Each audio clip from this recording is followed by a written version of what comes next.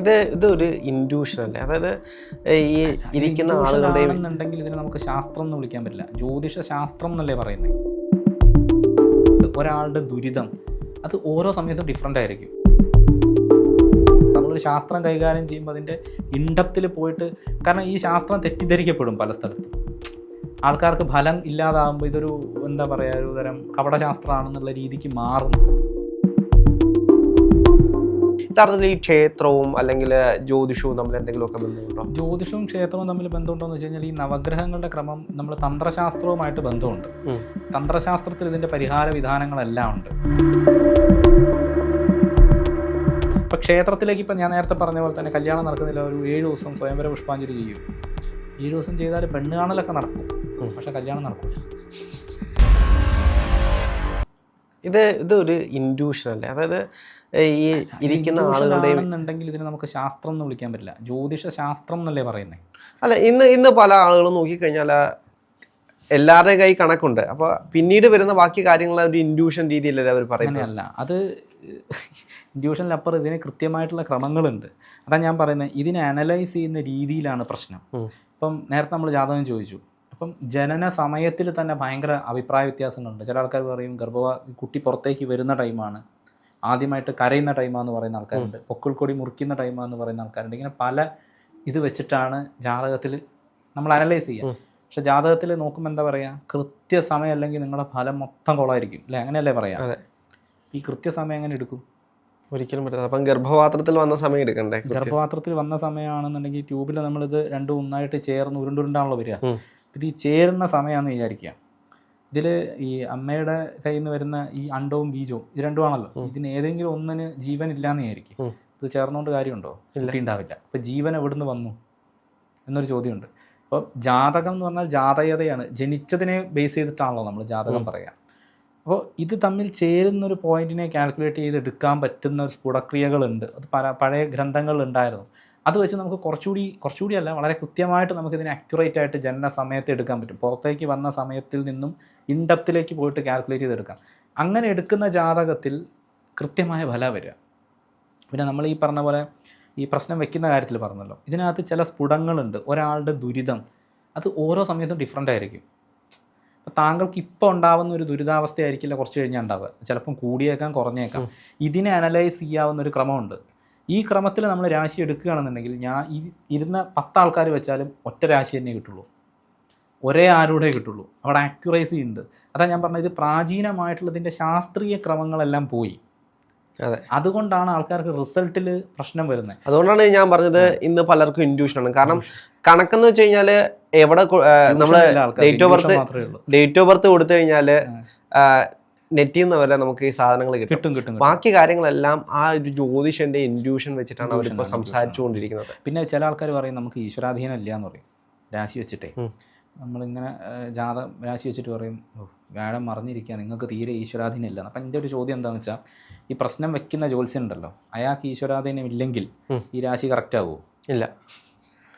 അപ്പോൾ ഇതിനകത്ത് അതൊരു പ്രശ്നമല്ല. പക്ഷെ അതിന് ദൈവജ്ഞൻ്റെ ഭാവം ചിന്തിക്കേണ്ട ക്രമങ്ങളും ഉണ്ട്. പ്രശ്നം വെക്കുന്ന ദൈവജ്ഞൻ എങ്ങനെയാണെന്നുള്ളത് അറിയാനുള്ള ക്രമവും ഇതിൽ തന്നെയുണ്ട്. അപ്പോൾ ഇതെന്താണെന്ന് വെച്ച് കഴിഞ്ഞാൽ, ഇത് പല ആൾക്കാർക്കും അറിയില്ല, ആൾക്കാർ പഠിക്കുന്നില്ല ഇതിനെക്കുറിച്ചിട്ട്. ഇപ്പം തന്നെ നേരത്തെ പറഞ്ഞു വിട്ടു, ഒരേ സമയം തന്നെ, അതായത് ഒരേ സ്ഥലത്ത് ജനിക്കുന്ന 2 പേർ ഒരേ സമയത്ത് ജനിച്ചു കഴിഞ്ഞാലും അവർ ഒരേപോലെ ആയിരിക്കില്ല. ഇപ്പൊ അംബാനി ജനിച്ച അതേ ദിവസം തന്നെ ജനിച്ച മറ്റൊരാൾ അതേ ഹോസ്പിറ്റലിൽ അതേ സമയത്ത് ജനിച്ചിട്ടുണ്ടെങ്കിൽ അവർ രണ്ടുപേരും അംബാനി ആവുന്നില്ല, അല്ലെങ്കിൽ അദാനി ആവുന്നില്ല. അതാ ഞാൻ പറഞ്ഞത്, അത് എന്തുകൊണ്ടാവുന്നില്ല എന്നുള്ളതാണ്. അപ്പം ഇത് രണ്ടും അനലൈസ് ചെയ്യുന്നിടത്തുള്ള കുഴപ്പമാണ്. എല്ലാവർക്കും ഇതേ സമയത്ത് ജനിച്ച ആൾക്കാർക്കൊക്കെ ഒരേ രാശിചക്രം ആയിരിക്കുമല്ലോ. രാശിചക്രത്തിലോ ആ സമയത്തിലോ അല്ല, അതിൽ നമ്മൾ സ്ഫുടം ചെയ്തെടുക്കുന്ന ഭാവത്തിലാണ് ഇതിൻ്റെ കറക്റ്റ് ഇത് വരുന്നത്. അവിടെ വെച്ച് നോക്കുമ്പോൾ നമുക്ക് ഓരോരുത്തർക്ക് ഇപ്പോൾ പ്രാണൻ, ജീവൻ, മൃത്യു, സൂക്ഷ്മ തൃസ്ഫുടം, ചൈതന്യം, ലഗ്നഭാസം എന്നൊക്കെ പറഞ്ഞ കുറേ സ്ഫുടങ്ങളുണ്ട്. ഇതിനകത്ത് നമ്മൾ എടുത്ത് നോക്കിക്കഴിഞ്ഞ് കഴിഞ്ഞാൽ നമുക്ക് ഒരാൾക്ക് ഏതൊക്കെ രീതിയിൽ ദുരിതങ്ങൾ ബാധിക്കുന്നുണ്ടെന്ന് മനസ്സിലാക്കാൻ പറ്റും. അതിൻ്റെ ശതമാനം എത്രയാണെന്ന് മനസ്സിലാക്കാൻ പറ്റും. അവിടെ നോക്കിയിട്ട് വേണം നമ്മളൊരു പരിഹാരം നിർദ്ദേശിക്കാനായിട്ട്. അപ്പോൾ ഇത്രയും കൃത്യമായി അനലൈസ് ചെയ്തെടുക്കാൻ നമുക്ക് നമ്മൾ ഈ ശാസ്ത്രത്തിൽ അമിതമായിട്ട് ഗഹനമായിട്ടുള്ള നോളജ് വേണം. 2 നല്ല സമയം വേണം. ഒരു ദിവസം നമ്മൾ 10 ആൾ 200 ആളെയൊക്കെ നോക്കി വിടുന്ന സമയത്ത് നമുക്ക് ഈ സമയം കിട്ടിക്കൊള്ളണമെന്നില്ല. ഡെപ്തിൽ അനലൈസ് ചെയ്തെടുക്കണം എന്നുണ്ടെങ്കിൽ ഈ പറഞ്ഞ പോലെ വളരെ ഡെപ്തിൽ അനലൈസ് ചെയ്യുന്ന മാക്സിമം ഒരു ദിവസം 2 ആളെ നമുക്ക് നോക്കാൻ പറ്റും. കാരണം അത്രയ്ക്കും ടൈം എടുത്ത് ചെയ്യേണ്ട പ്രോസസ്സാണ്. അപ്പോൾ ഈച്ച് ആൻഡ് എവറി കോർണേഴ്സും നമുക്ക് ഇതിനകത്ത് പരിശോധിച്ചെടുക്കാൻ പറ്റും. അങ്ങനെ എടുത്തു കഴിഞ്ഞിട്ടുണ്ടെങ്കിൽ കൃത്യമായിട്ട് നമുക്കൊരു ഫലം പറയാം. അതിപ്പം ഞാൻ കാൽക്കുലേറ്റ് ചെയ്താലും ഇപ്പം അങ്ങ് കാൽക്കുലേറ്റ് ചെയ്താലും ഈ പറഞ്ഞ ജ്യോതിഷ പണ്ഡിതന്മാരൊക്കെ ഇരുന്നിട്ട് ഈ ക്രമത്തിൽ കാൽക്കുലേറ്റ് ചെയ്താലും ഒരേ ഉത്തരം കിട്ടുക. അതാണല്ലോ ആക്യുറസി. 1+1 2 ആയിരിക്കണം അല്ലേ? അത് 2.5 അല്ലെങ്കിൽ ഒരാൾക്ക് 3 കിട്ടിയിട്ട് കാര്യം. പക്ഷെ ഇപ്പം 2 അല്ല, ഇപ്പം 2ഉം 12ഉം ഒക്കെയാണ്. പിന്നെ ഞാനൊരു സംശയം ചോദിച്ചോട്ടെ. ഇപ്പം എൻ്റെ ജാതകത്തിലെ ഫലങ്ങൾക്ക് എൻ്റെ അച്ഛൻ്റെയും അമ്മയുടെയും ജാതകവുമായിട്ട് എന്തെങ്കിലും ബന്ധമുണ്ടോ?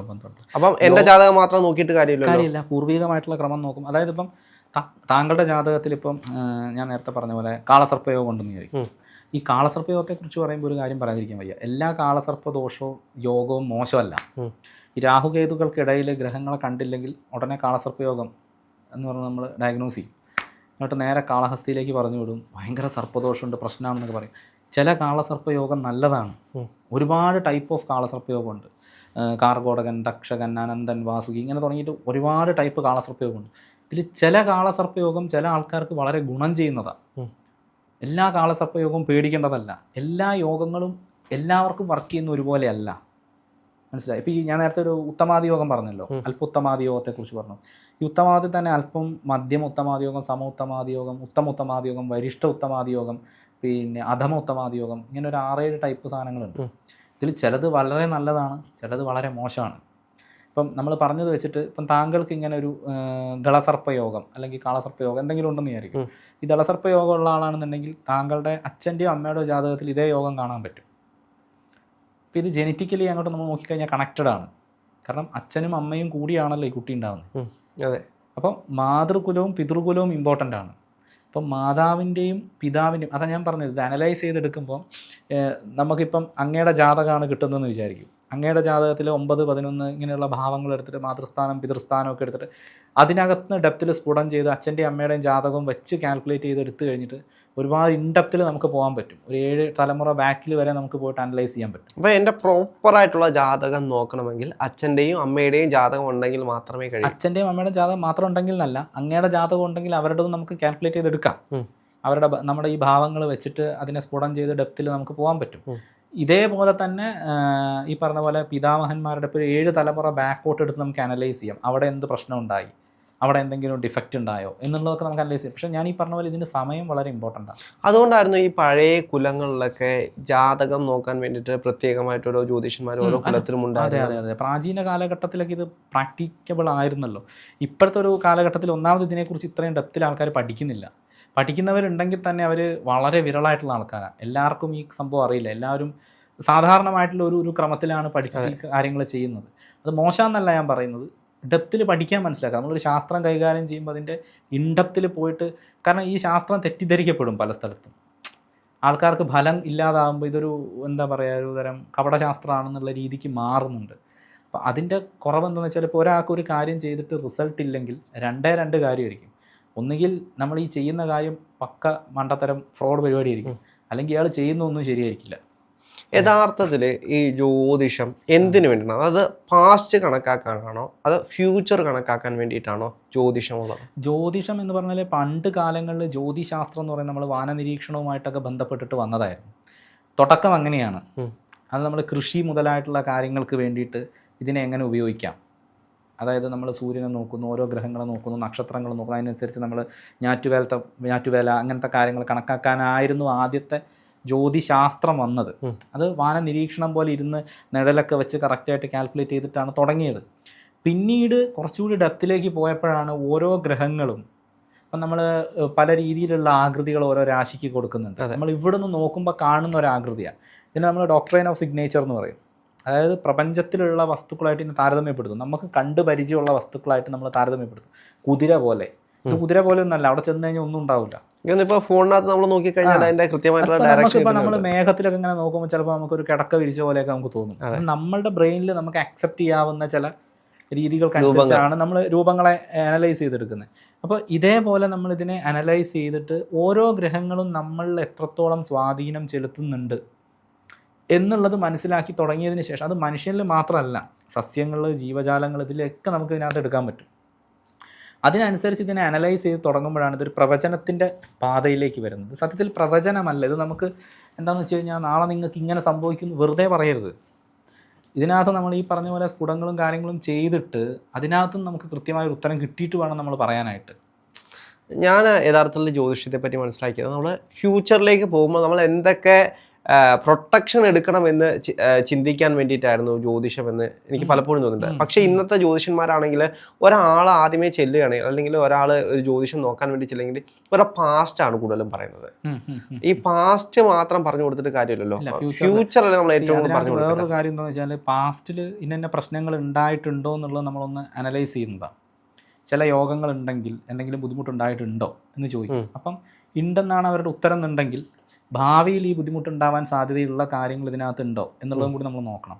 അങ്ങനെ ഉണ്ടെന്നുണ്ടെങ്കിൽ അതിനുള്ള പരിഹാരമാണ് നമ്മൾ പറയുക. പിന്നെ ആൾക്കാർക്ക് പൊതുവേ എന്താ പറയുക, അവർ തന്നെ അവരുടെ പ്രശ്നങ്ങളായിട്ട് അവർക്ക് തന്നെ അറിയാൻ പറ്റും. അവർ തന്നെയാണ് നമ്മളോട് പറഞ്ഞു തരിക, ഞങ്ങൾക്ക് ഇതാ പ്രശ്നം, നമ്മൾ നോക്കേണ്ട ആവശ്യമില്ല. അങ്ങനത്തെ ചില ആൾക്കാരും ഉണ്ട്. അപ്പോൾ എന്താ വെച്ച് കഴിഞ്ഞാൽ ആൾക്കാരിപ്പോൾ വന്നു കഴിഞ്ഞാൽ അവർക്ക് ഞങ്ങൾ പറയാം അടുത്ത വീട്ടിലെ ആൾ ഞങ്ങൾക്ക് ശത്രുദോഷം ചെയ്തതാണ്, മനസ്സിലായോ, അങ്ങനെയല്ലേ പറയുക. അയാൾക്ക് ചിലപ്പോൾ ഇതൊന്നും അയാൾ ചെയ്തിട്ടുണ്ടാവില്ല. അപ്പം ഇവരുടെ ഉള്ളിൽ ഒരു സാധനമുണ്ട്, ഇവരാണ് ഞങ്ങളുടെ ശത്രു, ഇയാളാണ് ഞങ്ങൾക്ക് ഇത് ചെയ്തത് എന്നുള്ളൊരു സംഭവം. അപ്പം എന്നിട്ട് ഇവർ ഇതിനൊക്കെ പരിഹാരമൊക്കെ ചെയ്യും, ശത്രു സംഹാര പൂജ ഹോമമൊക്കെ ചെയ്തിട്ട് പിന്നെ വേറൊരു പണിക്കരെടുത്ത് പോകും, അല്ലെങ്കിൽ വേറൊരു ജ്യോതിഷിയുടെ അടുത്ത് പോയിട്ട് നോക്കുമ്പോൾ വീണ്ടും കാണും ശത്രുബാധ, 6ാം ഭാവത്തിൽ പ്രശ്നങ്ങൾ, ഷഷ്ടാഷ്ടമ ബന്ധമൊക്കെ കാണുമ്പോൾ ശത്രുദോഷം ഉണ്ടല്ലോ എന്ന് പറയുമ്പം ഇവർ പിന്നെ പറയാൻ എങ്ങനെ അറിയും, ഇയാൾ വീണ്ടും പോയി ചെയ്തു. ആര്? അന്ന് ചെയ്ത ആൾ ഞങ്ങളെ നോക്കി ഇത് ഞങ്ങൾ പരിഹരിച്ചു, പ്രശ്നങ്ങളൊന്നുമില്ല, വീണ്ടും പോയി ശത്രുദോഷം ചെയ്തു. എക്സാക്ട്ലി എന്താണ് ഈ ശത്രുദോഷം എന്നുള്ളത് നമുക്ക് ആദ്യം മനസ്സിലാക്കണം. ഒരാൾക്ക് നമ്മളോട് ശത്രുത തോന്നാനൊരു കാരണമുണ്ടല്ലോ, അത് നമുക്ക് ഈ യോഗം നോക്കിയാൽ മനസ്സിലാവും. ഇപ്പം ഞാൻ നേരത്തെ പറഞ്ഞ ഈ ദളസർപ്പ യോഗമൊക്കെ ഉണ്ടെങ്കിൽ വെറുതെ നമുക്ക് വിരോധികളുണ്ടാവും. എന്നപ്പോൾ നമ്മളിപ്പോൾ ചില ആൾക്കാരെ നമ്മൾ കാണുമ്പോൾ പറയില്ലേ, ഒരു പരിചയമില്ലാതെ എനിക്ക് അയാളെ കാണുമ്പോഴേ ഇഷ്ടപ്പെടുന്നില്ല, അല്ലെ നമ്മൾ പറയാറില്ലേ, കാണുമ്പോഴേ ദേഷ്യം വരിക, നമുക്ക് അയാൾ അറിയുക പോലും ഇല്ല, ഒരു ബന്ധമില്ലാത്ത ആളെ കുറിച്ചിട്ടാണ് നമ്മളിത് പറയുന്നത്. അതുപോലെ ചില ആൾക്കാരെ കണ്ടു കഴിഞ്ഞാൽ നമുക്ക് ഭയങ്കര റെസ്പെക്റ്റ് ആയിരിക്കും. അത് ശ്രദ്ധിച്ചിട്ടുണ്ടോ? ഭയങ്കര ബഹുമാനമൊക്കെ തോന്നും. ചിലപ്പോൾ അയാൾ ഭയങ്കര വൃത്തികെട്ടവനായിരിക്കും, പക്ഷെ നമുക്ക് ഭയങ്കര ബഹുമാനമാണ്, നമ്മൾ അയാൾക്ക് വേണ്ടി എന്തും ചെയ്യും. ഇത് അവരിൽ ഉണ്ടാക്കുന്ന ഒരു ഇൻഫ്ലുവൻസാണ്. ഇത് എല്ലാവർക്കും ഒരുപോലെ ആയിരിക്കണമെന്നൊന്നുമില്ല. ഇപ്പം എനിക്ക് അങ്ങനെ കാണുമ്പോൾ ഉണ്ടാകുന്ന ഫീൽ ആയിരിക്കില്ല വേറൊരാൾക്ക് താങ്കളെ കാണുമ്പോൾ ഉണ്ടാകും, മനസ്സിലായോ? അപ്പോൾ ഇത് നമ്മൾ പരസ്പരം നമ്മളുടെ പരസ്പരമായിട്ടുള്ള ഈ ഗ്രഹങ്ങൾ എങ്ങനെ സ്വാധീനിക്കുന്നു എന്നുള്ളതിനെ ബേസ് ചെയ്തിരിക്കും. അപ്പോൾ ഈ പൊതുവേ ഈ കളസർപ്പയോഗം പോലത്തെ സംഭവങ്ങൾ ഉണ്ടെങ്കിൽ എല്ലാവർക്കും ജനങ്ങൾക്ക് പൊതുവേ നമ്മളോടൊരു വിരോധം തോന്നും. അപ്പോൾ വിരോധം തീർക്കണമെങ്കിൽ ആദ്യം നമുക്ക് ഈ യോഗത്തെ മാറ്റാനുള്ള പരിപാടിയാണ്. യോഗഭംഗം എന്നൊക്കെ പറഞ്ഞിട്ട് ചില ക്രമങ്ങളുണ്ട്. അതായത് നമ്മൾ ഈ നവഗ്രഹങ്ങളിലുള്ള ഗ്രഹങ്ങൾ നമ്മൾക്ക് മോശമായിരിക്കുന്ന ഗ്രഹങ്ങളെ ഒന്ന് ന്യൂട്രലൈസ് ചെയ്തിട്ട് മറ്റേ ഒന്ന് ആക്ടിവേറ്റ് ചെയ്ത് വിടുന്ന പരിപാടിയാണ്. ഇത് ചെയ്ത് കഴിഞ്ഞാൽ നമുക്ക് എന്ത് സംഭവിക്കുന്നു വെച്ച് കഴിഞ്ഞാൽ ഈ ഒരു യോഗത്തിൻ്റെ ശക്തി കുറയും. ഇപ്പം പണ്ടൊരാൾ ചോദിച്ചിട്ടുണ്ടായിരുന്നു, ഈ ജാതകത്തിൽ ഇങ്ങനെ 12 വ്യാഴം നിൽക്കുക, ഇത് എവിടെ പോയാലും ഇതുണ്ടല്ലോ, ഇത് മയച്ച് കളയുന്നില്ല, അവസാനം മയച്ച് കളയേണ്ടി വരുമോ എന്നൊക്കെ ചോദിച്ചിട്ടുണ്ടായിരുന്നു. കാരണം ആര് പോയി നോക്കിയാലും 12 വ്യാഴാണല്ലോ. അപ്പോൾ എത്ര പ്രശ്നം ചെയ്തിട്ട് പരിഹാരം ചെയ്താലും ഇതിനകത്ത് മാറ്റമില്ല. അപ്പോൾ ഇങ്ങനെയല്ല നമ്മൾ ഉദ്ദേശിക്കുന്നത്. ഈ വ്യാഴൻ ബുദ്ധിമുട്ടാണെന്നുണ്ടെങ്കിൽ അല്ലെങ്കിൽ മറ്റ് ചില ഗ്രഹങ്ങൾ പ്രശ്നമായിട്ടുണ്ട് എന്നുണ്ടെങ്കിൽ ആ ഗ്രഹങ്ങൾ നമ്മളിൽ ചെലുത്തുന്ന സ്വാധീനത്തിൻ്റെ അളവിനെ നമുക്ക് കുറയ്ക്കാൻ പറ്റണം. അപ്പോൾ ബാക്കിയുള്ളത് ആക്ടിവേറ്റ് ആവും. അങ്ങനെ ആകുന്ന സമയത്ത് നമുക്ക് നല്ല യോഗങ്ങൾ വർക്കൗട്ട് ആവാൻ തുടങ്ങും. ഈ ജ്യോതിഷത്തിൽ കൃത്യമായിട്ടുള്ള പരിഹാരങ്ങളുണ്ടോ? കൃത്യമായിട്ട് പരിഹാരമുണ്ട്. അത് എങ്ങനെയാണ് അനലൈസ് ചെയ്യുന്നതിനനുസരിച്ചിട്ടാണ് അവിടെയും പരിഹാരം. അത് ജ്യോതിഷ രീതിയിലാണോ പരിഹാരങ്ങൾ? പലപ്പോഴും ഈ ജ്യോതിഷം നമ്മൾ നോക്കാൻ ചിലപ്പോൾ അവർ പലപ്പോഴും ക്ഷേത്രങ്ങളിലേക്കാണ് പറഞ്ഞിടുന്നത്. ഇന്ന ക്ഷേത്രത്തിൽ പോകും, ഇന്ന മൂർത്തിയെ കാണും, ഇന്ന മൂർത്തിക്ക് ഇന്ന പൂജ ചെയ്യും. യഥാർത്ഥത്തിൽ ഈ ക്ഷേത്രവും അല്ലെങ്കിൽ ജ്യോതിഷവും തമ്മിൽ എന്തെങ്കിലുമൊക്കെ ബന്ധമുണ്ടോ? ജ്യോതിഷവും ക്ഷേത്രവും തമ്മിൽ ബന്ധമുണ്ടോ എന്ന് വെച്ച് കഴിഞ്ഞാൽ ഈ നവഗ്രഹങ്ങളുടെ ക്രമം നമ്മൾ തന്ത്രശാസ്ത്രവുമായിട്ട് ബന്ധമുണ്ട്. തന്ത്രശാസ്ത്രത്തിൽ ഇതിൻ്റെ പരിഹാര വിധാനങ്ങളെല്ലാം ഉണ്ട്. തന്ത്രത്തിലുണ്ട്, വൈദികത്തിലും വൈദിക ക്രമങ്ങളിലും ഉണ്ട്. വൈദിക ക്രമങ്ങളൊന്നും ഇപ്പം അങ്ങനെ വൈദികത്തിൻ്റെ പരിഹാര ക്രമങ്ങളൊന്നും ചെയ്യുന്ന ആൾക്കാർ വളരെ കുറവാണ്. അതിനെക്കുറിച്ചുള്ള അറിവുകൾ കുറവാണ്. താന്ത്രിക വിധാനത്തിലുണ്ട്. അപ്പം നമുക്ക് ഈ നവഗ്രഹങ്ങളെ ഉപാസിച്ചിട്ട് അതിൻ്റെ ഇത് നോക്കിയിട്ട് അതിനെ കുറയ്ക്കാനുള്ള ക്രമങ്ങളൊക്കെ ഉണ്ട്. ഇപ്പം ക്ഷേത്രത്തിലേക്ക് ഇപ്പം ഞാൻ നേരത്തെ പറഞ്ഞ പോലെ തന്നെ കല്യാണം നടക്കുന്നില്ല, ഒരു 7 ദിവസം സ്വയംവര പുഷ്പാഞ്ജലി ചെയ്യൂ. 7 ദിവസം ചെയ്താൽ പെണ്ണ് കാണലൊക്കെ നടക്കും, പക്ഷെ കല്യാണം നടക്കില്ല. അപ്പോൾ അതെന്തുകൊണ്ടാണ് നടക്കാത്തത്? അപ്പോൾ അത് വീണ്ടും നമ്മൾ പോയി നോക്കുമ്പോൾ പറയും സ്ത്രീശാപം ഉണ്ടെന്ന് പറയും. ഈ സ്ത്രീശാപം ഇപ്പോൾ എല്ലായിടത്തും ഉണ്ട്, ശ്രദ്ധിച്ചിട്ടുണ്ടോ? എല്ലാ തറവാട്ടിലും ഒരു ഗർഭിണിയായ സ്ത്രീയെ ചവിട്ടിക്കൊന്ന് കണ്ടിലിട്ടിട്ടുണ്ടാവും. അത് ഏത് തറവാട് എടുത്ത് നോക്കിയാലും അവിടെയൊക്കെ ഉണ്ട് ഈ പ്രശ്നങ്ങൾ. അപ്പം ഇത് പൊതുവേ ഉള്ളൊരു കഥയാണ്. ഞാൻ തന്നെ ഈ കഥ ഒരു 19 കഥയൊക്കെ കേട്ടിട്ടുണ്ടാവും. ഈ ഒരു 50 തറവാടുകളിലോളം ഒരു പൊട്ടക്കിണറും ഒരു ഗർഭിണിയായ സ്ത്രീയും ഉണ്ടാവും. അതാണ് ഈ സ്ത്രീശാപത്തിന് കാരണം. അപ്പം എന്താണ് സ്ത്രീ ശാപം? പുരുഷന്മാർക്ക് ശാപമില്ല എന്നൊക്കെ ചോദിക്കും ആൾക്കാർ.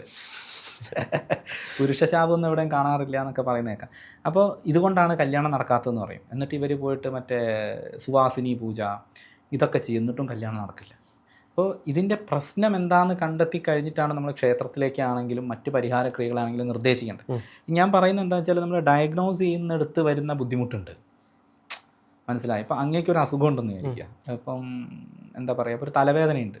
ഇപ്പോൾ വെറും പെയിൻ കില്ലർ കഴിച്ചുകൊണ്ടിരുന്ന് കഴിഞ്ഞിട്ടുണ്ടെങ്കിൽ ചിലപ്പോൾ അത് മാറില്ല. ചിലപ്പോൾ മൈഗ്രെയിൻ്റെ പ്രശ്നമായിരിക്കാം, ചിലപ്പം വേറെ എന്തെങ്കിലും ആന്തരികമായിട്ടുള്ള ബുദ്ധിമുട്ടുണ്ടാകും. ഇതിനെ നമ്മൾ സ്കാൻ ചെയ്തിട്ടോ അല്ലെങ്കിൽ അതിനെ ഡയഗ്നോസ് ചെയ്ത് എടുത്തിട്ടല്ലേ ട്രീറ്റ്മെൻറ്റ് കൊടുക്കണ്ടേ. മരുന്നിന് ഇതുമായിട്ട് ബന്ധമില്ല. നമ്മൾ ഡയഗ്നോസ് ചെയ്യുന്നിടത്താണ് കാര്യങ്ങൾ വർക്ക് ചെയ്യുന്നത്. പറഞ്ഞത് വ്യക്തമായോ? അതായത് ഇപ്പം പനി വന്നു, പാരസെറ്റാമോൾ കഴിക്കുന്നു, ഒരു 8 മണിക്കൂർ നേരത്തേക്ക് പനിക്കില്ല, വീണ്ടും പനി തുടങ്ങും. അപ്പോൾ വീണ്ടും പാരസെറ്റാമോൾ കഴിക്കും, പനിക്കില്ല. അപ്പോൾ ഇതിന് പനി വരാനുള്ള കാരണം എന്താ? ഒന്നുകിൽ ബാക്ടീരിയൽ ഇൻഫെക്ഷൻ ഉണ്ടാവും, വൈറൽ ഇൻഫെക്ഷൻ ഉണ്ടാവും, അല്ലെങ്കിൽ വേറെ എന്തെങ്കിലും പ്രശ്നമായിരിക്കും. അപ്പോൾ ഇതിന് നമ്മൾ ആൻറ്റി ബാക്ടീരിയൽ ആൻറ്റി വൈറലായിട്ടുള്ള കാര്യങ്ങൾ കൊടുക്കുക. അത് കൊടുത്തു കഴിഞ്ഞാൽ എന്ത് ചെയ്യും? പനി പോകും. പനി എന്നുള്ളത് സിംറ്റമാണ്. അപ്പോൾ സിംറ്റത്തിനെ ട്രീറ്റ് ചെയ്തുകൊണ്ടിരിക്കാതെ കോസിനെ ട്രീറ്റ് ചെയ്യാൻ പഠിക്കണം. അതിനുള്ള മാർഗമുണ്ട്, പക്ഷേ അത് അനലൈസ് ചെയ്യുന്നിടത്തുള്ള കുഴപ്പമാണ്. അതുകൊണ്ടാണ് അപ്പോൾ ഈ ആൾക്കാരൊക്കെ പൂജ ചെയ്ത് മടുത്തിരിക്കുന്ന അവസ്ഥ. അപ്പോൾ അല്ലേ, ലക്ഷങ്ങൾ ചിലവാക്കി ഇപ്പം ഈ ചില തറവാട്ടിലൊക്കെ നമ്മളിങ്ങനെ ഈ ആവാഹനമൊക്കെ ചെയ്ത് കൊണ്ടുപോകട്ടെ, പ്രേതങ്ങളെയൊക്കെ ആവാഹിച്ച് കൊണ്ടുപോകാം, മരിച്ച ആൾക്കാരെയൊക്കെ ആവാഹിച്ച് കഴിഞ്ഞിട്ട് വീണ്ടും നോക്കുമ്പോൾ വീണ്ടും പ്രേതങ്ങളെ കാണും. അപ്പോൾ അവസാനം ഒരാൾ പറഞ്ഞു, ജീവിച്ചിരിക്കുന്ന ആൾക്കാരെയും കൂടി അങ്ങോട്ട് ആവാഹിച്ചു, അതിനെ കുഴപ്പമില്ല, മരിച്ചു കഴിഞ്ഞാലും പ്രശ്നമില്ലല്ലോ എന്നുള്ള രീതിക്ക്. അപ്പോൾ അങ്ങനത്തെയൊക്കെ അവസ്ഥയിലാണ് ആൾക്കാർ ഇരിക്കുന്നത്.